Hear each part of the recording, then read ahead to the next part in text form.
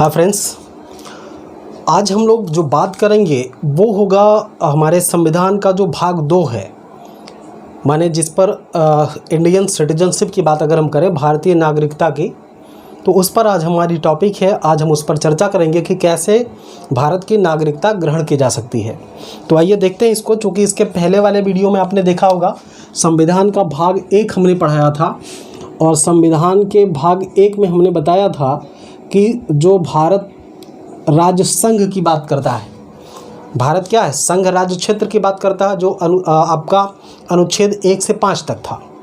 लेकिन ये जो भाग 2 है, ये आर्टिकल 5 से लेकर के 11 तक है।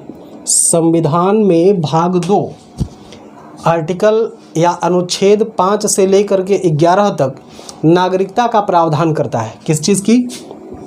इसमें नागरिकता, या इसी को आप कहें तो सिटीजनशिप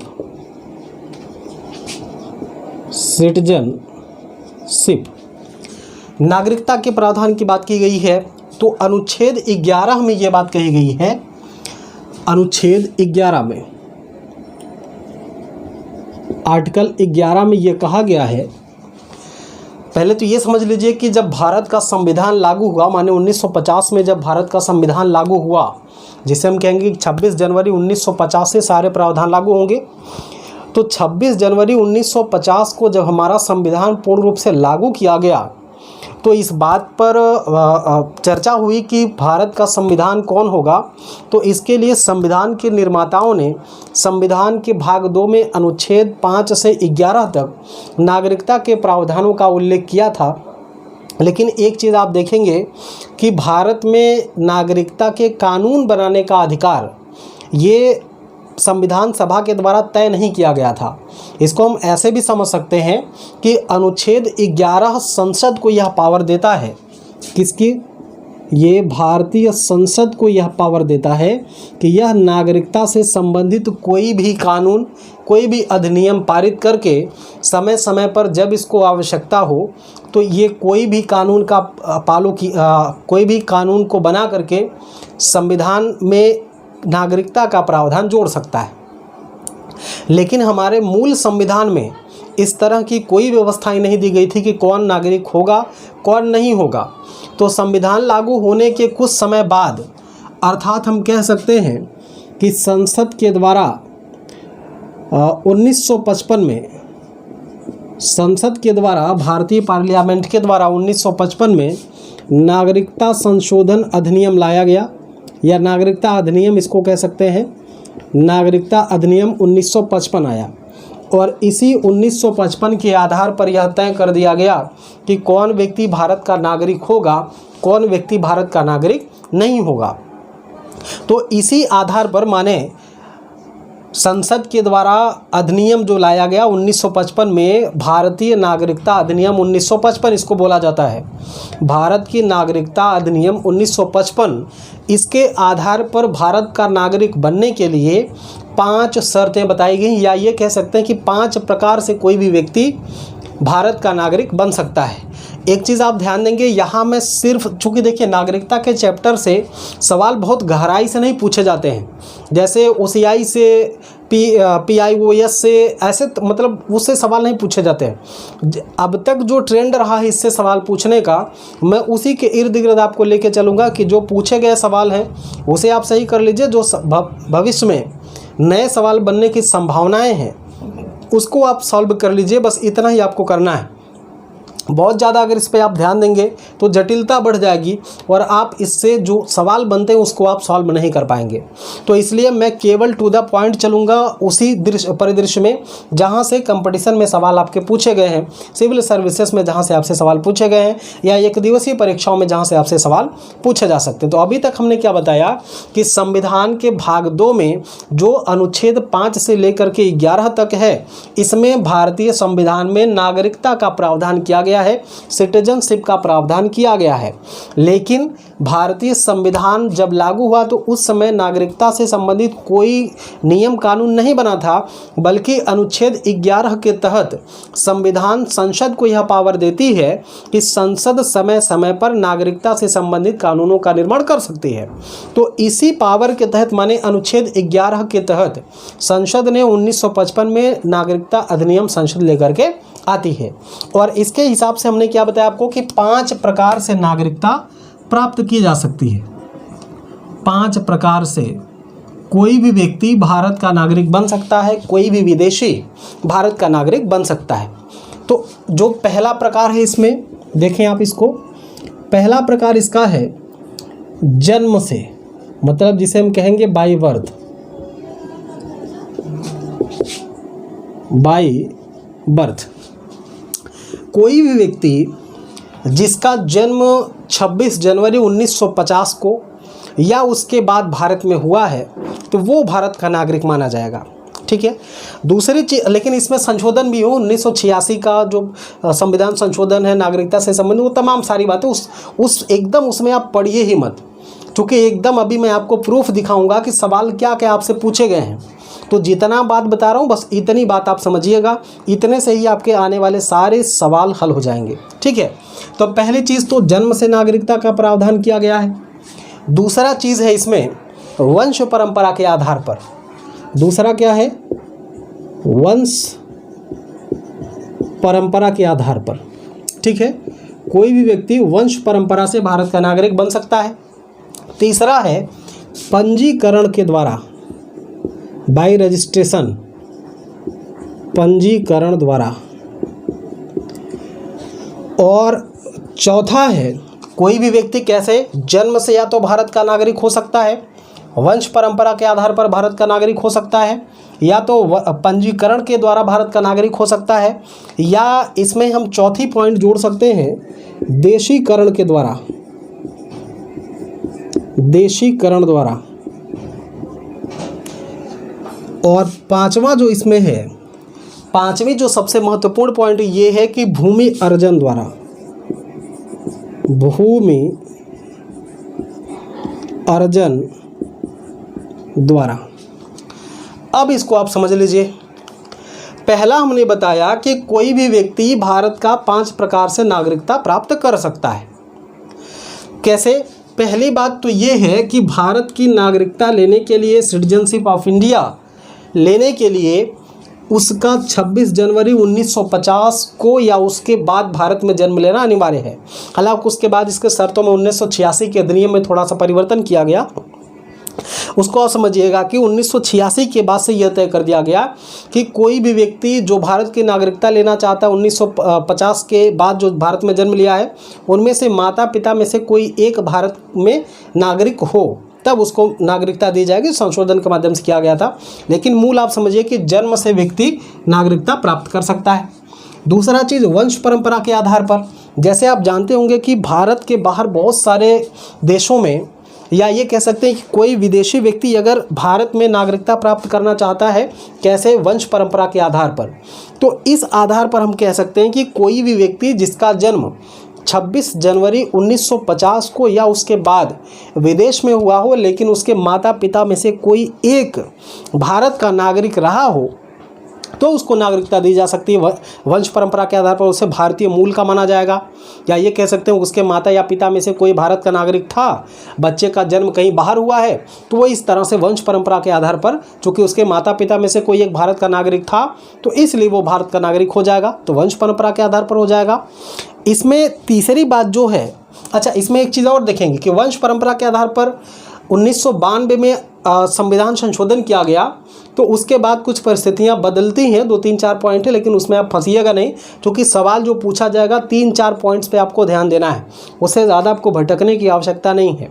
ठीक है। पूरा विश्वास के साथ इस चीज़ को देखिए, पूरा वीडियो अंत तक देखिए, तो आपको समझ में आएगा कि कहाँ कहाँ से सवाल पूछे जा रहे हैं। ठीक है। अगला जो हम आपसे बात करना चाह रहे हैं पंजीकरण के आधार पर। ठीक है। रजिस्ट्रेशन के द्वारा, मतलब कोई भी व्यक्ति अगर भारत का नागरिक बनना चाह रहा है पंजीकरण के द्वारा या बाई रजिस्ट्रेशन, तो वह व्यक्ति, पहले तो ये जो व्यवस्था थी पंजीकरण में, ये व्यवस्था ये थी कि कोई भी व्यक्ति 6 माह तक अगर भारत में रह गया तो वो रजिस्ट्रेशन के लिए आवेदन कर सकता है। लेकिन अब यह स्थिति हो गई है कि कोई भी व्यक्ति अगर 5 वर्ष पूर्व से भारत में रह रहा है तब वो बाई रजिस्ट्रेशन भारत की नागरिकता लेने के लिए आवेदन कर सकता है। ठीक है, पहली कंडीशन। दूसरी कंडीशन ये हो जाएगी कि ऐसी विदेशी महिला जो किसी भारतीय से विवाह कर चुकी हो या करने वाली हो, मतलब ऐसी, इसमें 3 कंडीशन आपको ध्यान देनी है। पहली कंडीशन हमने क्या बताया, हमने ये कहा कि कोई भी व्यक्ति यदि 5 वर्ष से भारत में रह रहा है तो वो बाई रजिस्ट्रेशन पंजीकरण के द्वारा भारत की नागरिकता के लिए अप्लाई कर सकता है। दूसरी चीज़ क्या है,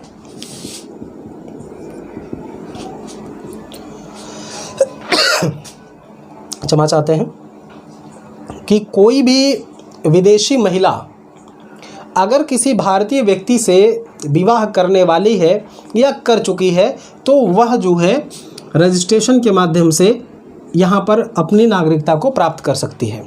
लेकिन यहाँ पर एक चीज़ आप देखेंगे, जैसे अभी हम आपसे शेयर करेंगे सानिया मिर्ज़ा वाला भी मुद्दा, तो पहली चीज़ क्या हुई कि 5 वर्ष भारत में रहना अनिवार्य है, उसके बाद आप रजिस्ट्रेशन के लिए आवेदन कर सकते हैं। दूसरी बात ये हुई, कोई महिला भारत से किसी भारतीय पुरुष से विवाह करना चाह रही हो या कर चुकी हो तब वो रजिस्ट्रेशन के लिए आवेदन कर सकती है। तीसरी बात कि भारतीय नागरिकों के जो अवयस्क बच्चे, मतलब तो जो माइनर बच्चे हैं, तीसरी चीज़ है कि जो भारतीय नागरिकों के अवयस्क बच्चे हैं वो इसके लिए रजिस्ट्रेशन के पात्र होंगे।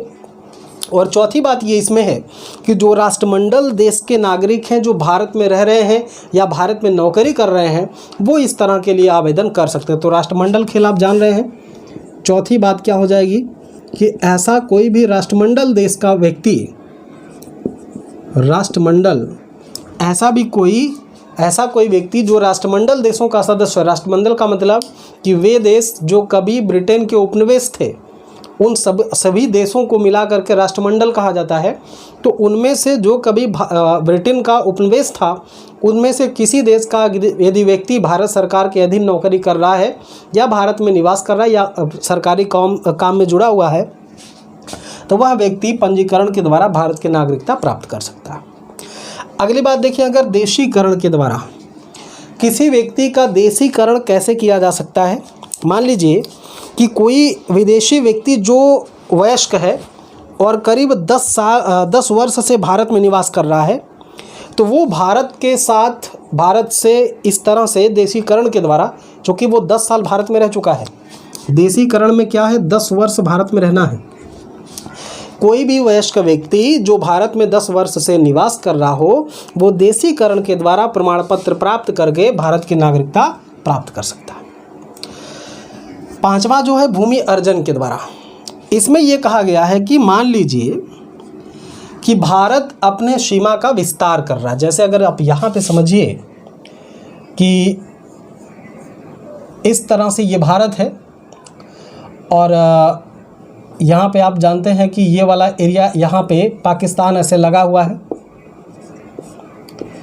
अगर मान लीजिए कि भारत ने आक्रमण किया और पाकिस्तान के इतने एरिया पर कब्जा कर लिया, बात समझिए, अगर भारत पाकिस्तान में युद्ध हुआ और भारत ने अधिकार कर लिया इतने क्षेत्र पर जो पाकिस्तान के कब्जे का एरिया है, तो अब भारत तो इतना हो जाएगा, ठीक है, इसका नक्शा इस तरह से हो जाएगा।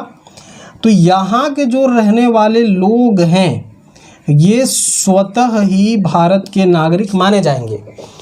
अब इसको ज़रा और ढीला करके आप समझिए कि भारत अगर किसी विदेशी क्षेत्र को जीत लेता है, अर्जित कर लेता है किसी समझौता के द्वारा या युद्ध के द्वारा, तो वहाँ उस क्षेत्र में निवास करने वाले लोग स्वतः ही भारत की नागरिकता प्राप्त कर लेंगे। इसे हम कहते हैं भूमि अर्जन के द्वारा नागरिकता। ठीक है, तो उम्मीद है कि इतनी बातें आपको समझ में आई होंगी। एक बार फिर से हम रिकॉल करवा दे रहे हैं कि संविधान के भाग 2 में नागरिकता का प्रावधान किया गया है जो अनुच्छेद 5 से लेकर के अनुच्छेद 11 तक है। भारत के संविधान में नागरिकता के कानूनों पर कोई बात नहीं की गई थी, बल्कि अनुच्छेद 11 के तहत संसद को यह अधिकार दिया गया था कि वह अपने आवश्यकता अनुसार समयानुसार कानूनों का निर्माण कर सकती है नागरिकता से संबंधित। तो 1955 का नागरिकता अधिनियम लाया गया, जिसके आधार पर 5 आधार बताए गए भारत की नागरिकता के। कौन कौन से? तो जन्म से, वंश परंपरा के आधार पर, पंजीकरण के आधार पर, देशीकरण द्वारा और भूमि अर्जन के द्वारा। ठीक है, तो इस तरह से 5 आधार बताए गए हैं जिससे भारत की कोई भी व्यक्ति नागरिकता प्राप्त कर सकता है। अब वो कौन से कारण हैं जिससे भारतीय नागरिकता का अंत किया जा सकता है? ये तो नागरिकता प्राप्त करने की विधियां थी ना, कैसे कोई व्यक्ति भारत का नागरिक बन सकता है। लेकिन अब ये अगर हम देखें कि कैसे कोई व्यक्ति भारत का नागरिक नहीं बन सकता या उसकी नागरिकता का अंत कैसे होगा, तो देखें, ध्यान दें, नागरिकता का अंत। तो नागरिकता का अंत वो कौन कौन से पॉइंट है जिसको देख करके हम कह सकते हैं कि भारत किसी को भी नागरिक नहीं मानेगा। तो पहली शर्त इसमें है कि अगर कोई व्यक्ति किसी अन्य देश की नागरिकता ग्रहण कर रहा है,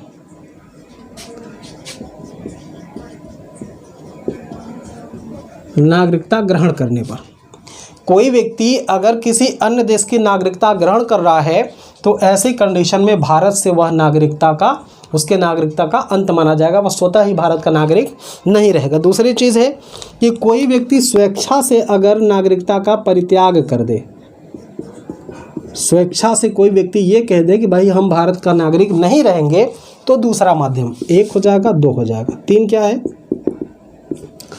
तीसरा जो है वो सरकार द्वारा नागरिकता से वंचित करने पर। अगर भारत की सरकार किसी को नागरिकता से वंचित कर दे या उसे भारत का नागरिक नहीं घोषित करे या नहीं माने, तो वंचित करने पर भारत की सरकार किसी को नागरिक मानने से इनकार कर दे, तो ये 3 आधार हैं। अब भारत सरकार किसी को क्यों नागरिक नहीं मानेगी, क्यों उसको नागरिकता से वंचित कर सकती है? तो इसके कई सामान्य कारण आप समझ सकते हैं कि जिस देश में आप रहते हैं, कोई भी व्यक्ति अगर भारत के संविधान में आस्था नहीं रखता या संविधान का उल्लंघन करता है, कोई भी व्यक्ति जो भारत का नागरिक है या किसी माध्यम से वो नागरिकता प्राप्त किया है, अगर वो भारत की नागरिकता या ये कह सकते हैं कि भारत की संविधान के प्रति अनिष्ठा दिखाने पर, देख लीजिए यहाँ पे पहला क्या हम कह सकते हैं कि संविधान के प्रति अनिष्ठा दिखाने पर कोई व्यक्ति भारत के संविधान को अगर मानने से इनकार कर दे तो भारत सरकार उसे भारतीय नागरिकता से वंचित कर सकती है। दूसरा क्या हो जाएगा कि अगर भारत किसी युद्ध परिस्थिति में फंसा हुआ है, युद्ध के दौरान विदेशियों या ये कह सकते हैं कि दुश्मनों का साथ देना। अगर भारत पाकिस्तान में युद्ध हुआ है, कोई व्यक्ति पाकिस्तान का साथ दे रहा है, भारत चाइना से युद्ध हुआ है, कोई व्यक्ति चाइना का साथ दे रहा है, तो ऐसी कंडीशन में भारत को यह अधिकार है कि वह उस व्यक्ति को नागरिकता से वंचित कर दे। ठीक है, अगली बात है कि अगर कोई व्यक्ति अवैध तरीके से अगर कोई व्यक्ति नागरिकता प्राप्त किया है, इस बात का पता चल जाने पर भी भारत सरकार उसको नागरिकता से वंचित कर सकती है। अगली बात ये कह सकते हैं कि पंजीकरण या देशीकरण द्वारा प्राप्त नागरिकता के 5 वर्ष के भीतर यदि वह किसी अन्य देश की नागरिकता प्राप्त कर लेता है या कहीं भी वो 2 वर्ष की सजा याफ्ता हो जाता है, तो भी उसकी नागरिकता समाप्त हो जाएगी। ठीक है, अगली बात क्या है कि किसी भी भारतीय स्त्री द्वारा किसी विदेशी पुरुष से विवाह करने पर उसे वंचित कर दिया जाएगा। ठीक है, 5वीं बात क्या है कि स्त्री द्वारा अगर वह कोई स्त्री विदेशी व्यक्ति से विवाह कर लेती है और वह वहाँ की नागरिकता प्राप्त कर लेती है, तो भारत उसकी नागरिकता को समाप्त कर सकती, भारत सरकार उसकी नागरिकता को समाप्त कर सकती। यहीं पर आपको मैं लगातार एक बात और देख लीजिए, 6ठा बात है, लगातार 7 वर्ष तक अगर कोई व्यक्ति भारत नहीं आया है, भारत से बाहर रह गया है, तो भारत सरकार उसे भारतीय नागरिकता से वंचित कर सकती है। यहीं पे आप देखेंगे कि भारत की सनसनी टेनिस स्टार सानिया मिर्ज़ा पाकिस्तान में जाकर के विवाह करती पाकिस्तान युवक से, तो उनकी नागरिकता क्यों नहीं समाप्त हुई? उन्होंने सिर्फ विवाह किया है। सानिया मिर्ज़ा किसी भी तरह से पाकिस्तान की नागरिकता नहीं प्राप्त करती है, सिर्फ वह विवाह करती है, तो इसलिए उसकी भारत से नागरिकता बनी रहती है।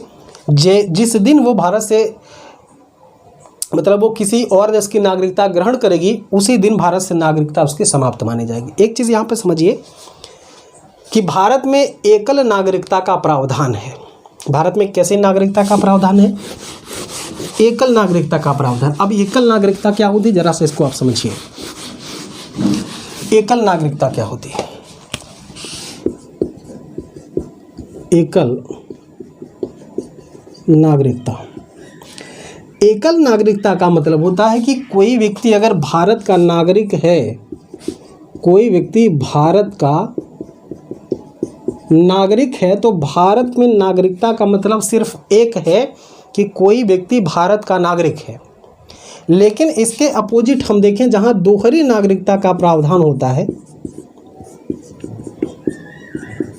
दोहरी नागरिकता वाले राष्ट्रों में क्या होगा कि यहाँ पर कोई व्यक्ति, एक तो होगा उसका देश जिसका वो नागरिक होगा, दूसरा उसका राज्य होगा जिसका वो नागरिक होगा। इसका बेहतर एग्जाम्पल है आपका यूएसए, मतलब संयुक्त राज्य अमेरिका। दोहरी नागरिकता कहाँ पे है? संयुक्त राज्य अमेरिका में है। कोई भी व्यक्ति पहले वो देश अर्थात अमेरिका का नागरिक होगा, उसके बाद वह किसी राज्य का नागरिक होगा। ठीक है, बस समझिए। अगर हम इसको ऐसे समझें कि कोई व्यक्ति भारत में पहले यूपी का नागरिक होगा, उसके बाद वह भारत का नागरिक होगा। जैसे आपसे तो ये पूछा नहीं जाता कि आप कहाँ के नागरिक हैं, तो आप बताते उत्तर प्रदेश के। फिर पूछा जाता देश कौन सा, ऐसा तो बताते नहीं। आपसे पूछा जाता कि आपकी नागरिकता क्या, आप इंडियन बताते हैं। लेकिन यहाँ पे नागरिकता के दो ऑप्शन होंगे। एक तो उस स्टेट का नाम रखा जाएगा जो अमेरिका के किसी राज्य का व्यक्ति होगा, और दूसरे अमेरिका तो होगा। तो ये दोहरी नागरिकता होती है। पहले वो अपने राज्य के प्रति जिम्मेदार है, फिर वह देश के प्रति होगा। लेकिन भारत में एकल नागरिकता का प्रावधान है, तो आपको यह बात जाननी चाहिए कि भारत में सिर्फ एकल नागरिकता का प्रावधान है। इसीलिए कहा जाता है कि भारत में सिर्फ भारतीय बसते हैं। जो भारत का नागरिक हो गया वो भारत का, अच्छा ये बात इसमें एक समझिएगा कि जो भारत में संघात्मक स्वरूप की बात करता है, वो इससे भी यह बात सिद्ध होती है कि भारत एक राज्यों का संघ होगा। तो इसका मतलब है कि भारत का ही कोई नागरिक होगा, कोई व्यक्ति किसी स्टेट का नागरिक नहीं होगा। इसका मतलब है कि जो केंद्र और राज्य के संबंध है वो कहीं ना कहीं दोनों में ज़्यादातर झुके हुए, किसकी तरफ? केंद्र की तरफ झुके हुए।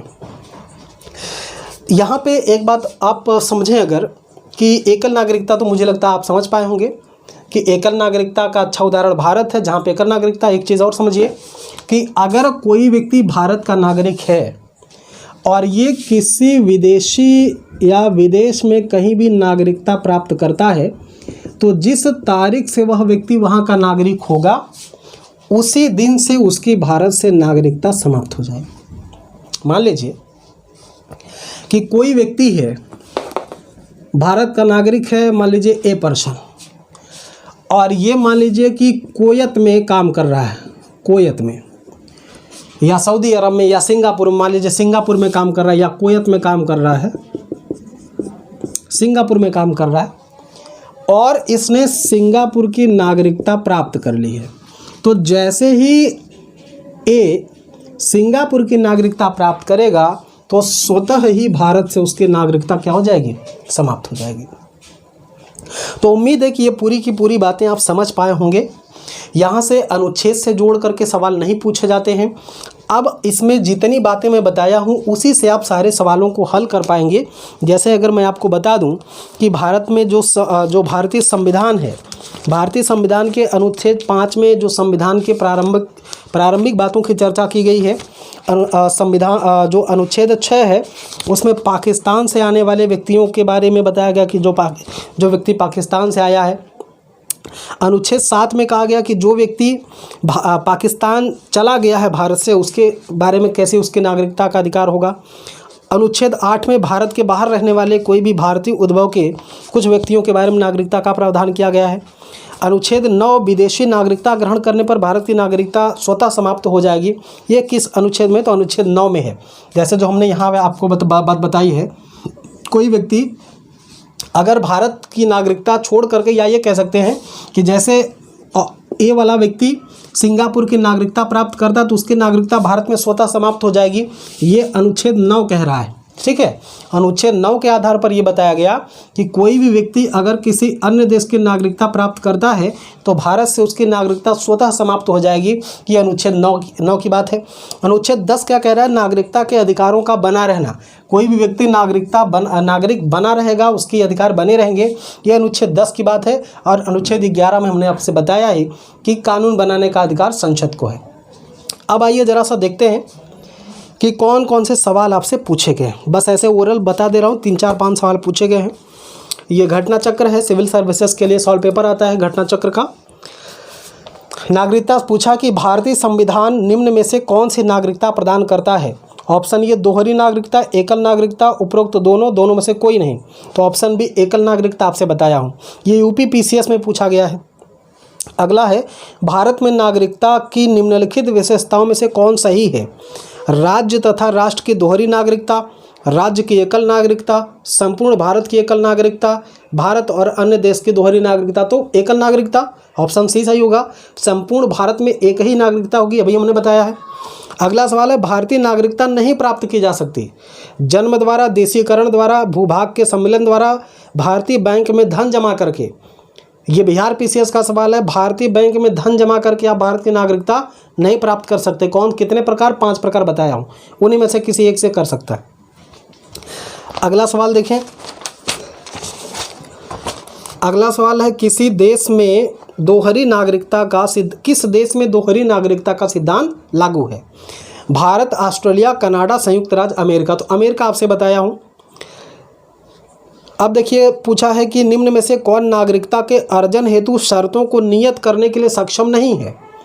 ऑप्शन ए चुनाव आयोग, राष्ट्रपति, संसद एवं राज्यों की विधानसभाएं और संसद। चौथा ऑप्शन सही है, संसद। अभी हमने आपसे बताया कि नागरिकता के बारे में सभी निर्णय लेने का अधिकार भारतीय संविधान के द्वारा संसद को दिया गया। संसद चाहे नागरिकता के कानून बना सकती है, फेरबदल कर सकती है, लेकिन राष्ट्रपति और कोई नहीं कर सकता। ठीक है, तो इस तरह से आप सारे सवालों को सॉल्व कर सकते हैं। मुझे उम्मीद है कि पूरा का पूरा ये सेशन आपको समझ में आया होगा। फिर भी अगर कोई दिक्कत आती तो आप कमेंट करिएगा, उसका सलूशन आपको कमेंट बॉक्स में दे दिया जाएगा। अगर आप हमारे चैनल पर नए विजिट कर रहे हैं और आपको चीज़ें अच्छी लग रही हैं तो आप चैनल को सब्सक्राइब जरूर करिएगा और मित्रों के साथ शेयर करिएगा, ताकि ये जो हमारी कड़ी है, जो हमारा परिवार है, केकेसी परिवार है, ये और बड़ा हो सके। बहुत सारी शुभकामनाओं के साथ जय हिंद। मिलते हैं नेक्स्ट वीडियो में।